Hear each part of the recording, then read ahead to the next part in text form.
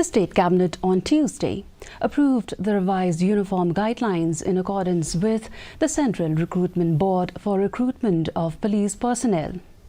Cabinet Minister Marquis Marak said rules have been streamlined for recruitment of all ranks of police personnel, including sub-inspectors, armed branch constables, unarmed branch constables, fire service personnel and radio operators.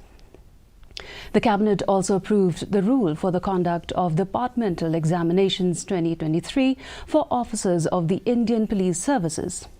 Meanwhile, the Cabinet also decided on reclassification of different brands of India-made foreign liquor for better tax collection. Departmental examinations for IPS was conducted by UPSC for promotions. Now it will be conducted by MPSC here in the state.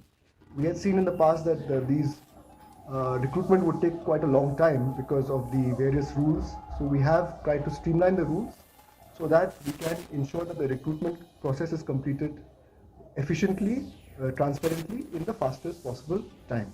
So these rules are quite a few, but just to summarize, these rules are to ensure that the recruitment process for sub-inspectors, for constables, both AB and UB, will be conducted efficiently and taking the least possible time.